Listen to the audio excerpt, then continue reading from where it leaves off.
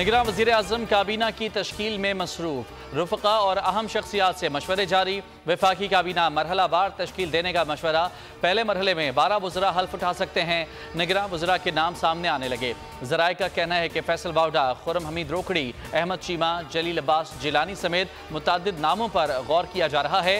Hafeez Sheikh, doctor Shoaib सडल और सरफराज बुख्ती का नाम भी गौर में शामिल। जुल्फ़िकार चीमा, शमशाद अख्तर, रजा बाकर, इश्तर साफ के नाम भी सोच विचार। अबसार आलम, सलीम साफ़ी और हामिद मीर के नामों की भी तजवीज़। वज़ीर आज़म ने तमाम वजारतों, महकमों और डिवीजन के सरबराहों की फहरिस्तें हासिल कर लीं। ज़राए के मुताबिक ब्यूरोक्रेसी में बड़े पैमाने पर उखाड़ पिछाड़ का इम्कान है। निगरान वज़ीर आज़म से गवर्नर गिलगित बल्तिस्तान की मुलाकात। निगरान वज़ीर आज़म बनने पर मुबारकबाद दी। साबिक वज़ीर आला बलूचिस्तान जाम कमाल और अली मर्दान डोमकी की भी मुलाकात। नई हुकूमत, नए इरादे, नए चैलेंजेस। निगरान हुकूमत के सामने एक नहीं कई मसाइल। हुकूमत की पहली तरजीह मईशत। निगरान वज़ीर आज़म अनवारुल हक काकड़ की ज़ेर सदारत माशी सूरत हाल पर अहम जायजा इजलास। वज़ारत ख़जाना हुकाम की मईशत और IMF प्रोग्राम पर ब्रीफिंग। IMF प्रोग्राम और आइंदा की हिकमत अमली पर गौर। आइन और कानून के तहत इलेक्शन 90 दिन में कराऊंगा। कोशिश करूंगा कि आम आवाम के मसाइल हल करूं। निगरान वज़ीर आला सिंध जस्टिस रिटायर्ड मकबूल बाकर नकवी की बोल न्यूज़ से खुसूसी गुफ्तगू। कहा कि फ़िलहाल निगरान काबीना के हवाले से कोई फैसला नहीं किया गया। ब्यूरोक्रेसी को साथ लेकर चलूंगा। मुझे मुंतखब हुकूमत ने कुछ नहीं कहा। क्या करना है, ज़रूरत पड़ी तो ज़रूर मुशावरत करूंगा। निगरान वज़ीर आला सिंध जस्टिस रिटायर्ड मकबूल बाकर कल हल्फ उठाएंगे।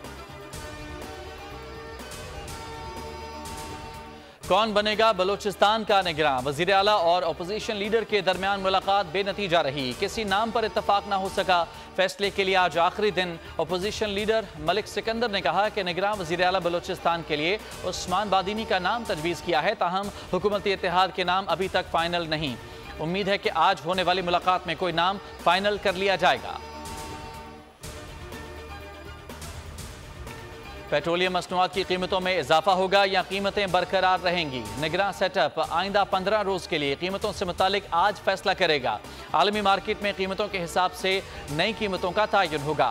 आलमी मार्केट में पेट्रोलियम मसनूआत की कीमतें बढ़ने से पाकिस्तान में कीमतों में इजाफे का खदशा है। इंटरनेशनल मार्केट में खाम तेल की कीमत $86 से $91 फी बैरल तक पहुँच गई। तैयार पेट्रोल और डीजल की फी बैरल कीमत $97 से $102 तक हो गई है। डॉलर की ऊंची छलांग, ट्रिपल सेंचुरी कर ली। ओपन मार्केट में कीमत में ₹4 का बड़ा इजाफा हुआ। डॉलर की ₹300 में फरोख्त। इंटरबैंक में अमरीकी डॉलर ₹3.02 तक महंगा हुआ। ₹291 से तजावुज़ कर गया। ₹291.51 पर बंद हुआ। पाकिस्तान स्टॉक मार्केट में तेजी, 358 पॉइंट्स का इजाफा। ट्रेडिंग के दौरान 100 इंडेक्स 48,700 से ज़ायद पॉइंट्स पर पहुंच गया। 141 पॉइंट्स पर बंद हुआ। शहर कायद के बिजली सार्फिन को महंगाई का बड़ा झटका देने की तैयारियां। के इलेक्ट्रिक सार्फिन के लिए ₹1.52 फी यूनिट सरचार्ज लगाने का फैसला। बिलों पर इजाफी सरचार्ज 1 साल के लिए होगा। हुकूमत की सरचार्ज से मुताल्लिक दरखास्त पर नेपरा में समाअत। मंजूरी की सूरत में इजाफी सरचार्ज से 24 अरब 50 करोड़ रुपए इजाफी बोझ पड़ेगा।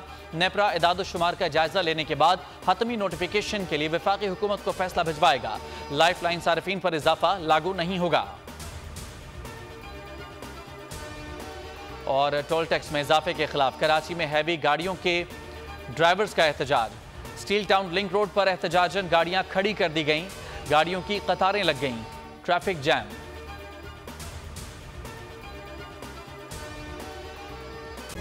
तारीख का अमीर,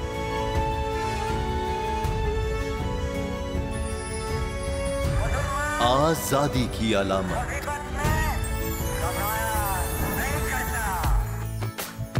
हुस्न का आईनादार, फिक्र व नजरिए की अक्कास, सरफराजी का गवाह, यानी हम सबका निगहबान पाकिस्तान।